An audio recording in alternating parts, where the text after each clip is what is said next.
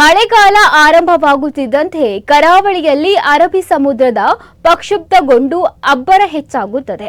ಅಪಾಯಕಾರಿ ಅಲೆಗಳು ದಡವನ್ನು ಅಪ್ಪಳಿಸುತ್ತದೆ. ಅಪಾಯವನ್ನು ತಪ್ಪಿಸಲು ಸಮುದ್ರ ಇಳಿಯುವುದಕ್ಕೆ ನಿರ್ಬಂಧ ವಿಧಿಸಲಾಗುತ್ತದೆ.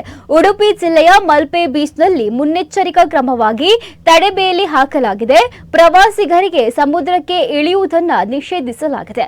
ಸದ್ಯ ಬರುವ ಸಮುದ್ರ ಅಲೆಗಳ ಜೊತೆಗೆ ಕಾಲ ಕಳೆಯುವುದಕ್ಕೆ ಬರುವ ಪ್ರವಾಸಿಗರಿಗೆ ನಿರಾಸೆಯೇ ಸ್ವಾಗತಿಸುತ್ತಿದೆ. ಹೌದು, ಉಡುಪಿ ಪ್ರವಾಸಿಗರ ಸ್ವರ್ಗ ಎಂದೇ ಪ್ರಸಿದ್ಧಿ. ಉಡುಪಿ ಪ್ರವಾಸಿ ತಾಣವಾದ ಮಲ್ಪೆ ಬೀಚ್ಗೆ ಲಕ್ಷಾಂತರ ಮಂದಿ ಆಗಮಿಸುತ್ತಾರೆ.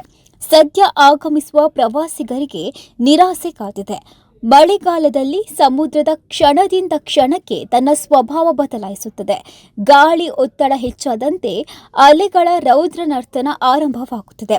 ಪ್ರಕ್ಷುಬ್ಧಗೊಂಡ ಸಮುದ್ರದಲ್ಲಿ ಅಪಾಯದ ಸಾಧ್ಯತೆ ಹೆಚ್ಚಿರುವ ಕಾರಣಕ್ಕೆ ಜಿಲ್ಲಾಡಳಿತ ಸಮುದ್ರಕ್ಕೆ ಇಳಿಯುವುದಕ್ಕೆ ನಿರ್ಬಂಧ ವಿಧಿಸುತ್ತದೆ.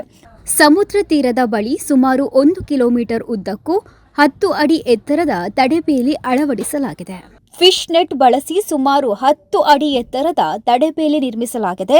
ಸಮುದ್ರದ ದಂಡೆಯುದ್ದಕ್ಕೂ ಅಪಾಯ ಸೂಚಕ ಬಾವುಟಗಳನ್ನು ಹಾಕಲಾಗಿದೆ. ಎಚ್ಚರಿಕೆ ಫಲಕಗಳನ್ನು ಅಳವಡಿಸಲಾಗಿದೆ.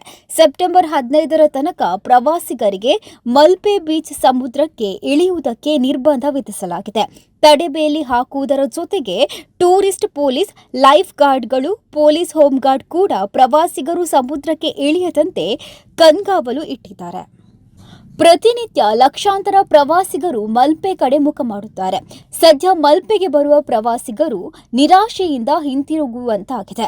ಸಮುದ್ರ ತೀರದಲ್ಲಿ ನಿಂತು ಅರಬ್ಬಿ ಸಮುದ್ರದ ರುದ್ರ ರಮಣೀಯ ಸೌಂದರ್ಯವನ್ನು ಆಸ್ವಾದಿಸುವ ಅವಕಾಶ ಇದ್ರೂ ಸಮುದ್ರಕ್ಕೆ ಇಳಿಯೋಕೆ ಅವಕಾಶ ಇಲ್ಲ ಎಂದು ನಿರಾಸೆಯೊಂದಿಗೆ ಬಂದ ದಾರಿಗೆ ಸುಂಕವಿಲ್ಲ ಎನ್ನುವಂತೆ ವಾಪಸ್ ಹೋಗೋದು ಅನಿವಾರ್ಯ. ಮಲ್ಪೆ ಬೀಚ್ ಬರುವ ಪ್ರವಾಸಿಗರು 3 ತಿಂಗಳುಗಳ ಬಿಟ್ಟು ಟೂರ್ ಪ್ಲಾನ್ ಮಾಡಿದ್ರೆ ಸಮುದ್ರ ಅಲೆಗಳ ಜೊತೆ ಆಟವಾಡುವುದಕ್ಕೆ ಅವಕಾಶ ಸಿಗಲಿದೆ.